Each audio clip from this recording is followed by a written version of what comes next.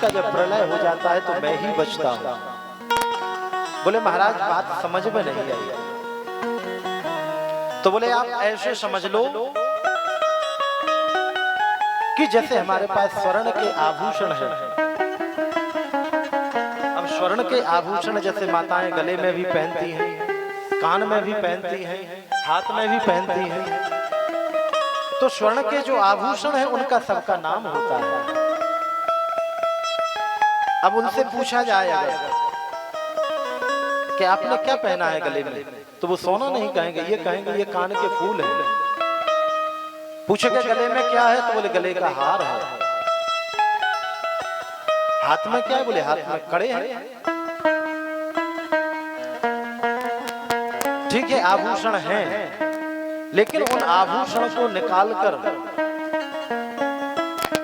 और एक जगह रख के उनको और खलबत्ते से उसको पीस दो, कूट दो, तो फिर क्या बचा? क्या बचा? सोना ही तो रहा भाई। अब वो आभूषण तो मिट गए। तो परमात्मा बताते हैं कि जब वो बना वो आभूषण तो उससे पहले सोना ही तो था, सोने से ही तो बने हैं। और जब उसको मिटार दिए तो फिर क्या रहा, तो भी सोना रहा। तो नारायण ब्रह्मा से कहते हैं कि इस सृष्टि के बनने से पहले मैं ही था, और सृष्टि जो बन रही है उस सब सृष्टि में भी मैं ही हूं। और जब सृष्टि का प्रलय हो जाता है तो सब मुझ में ही वो लीन हो जाती है। तो बनने से पहले और बनने के बाद या मिटने के बाद में सब मेरे में ही समाहित हो जाते हैं। सारी दुनिया में मेरा ही दर्शन करो।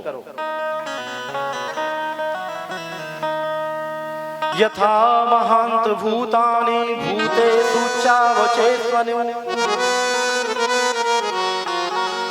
प्रविष्टान्य प्रविष्टानि तथा तेष्वनते स्वहम्। सिया राम मैं सब जग जाने।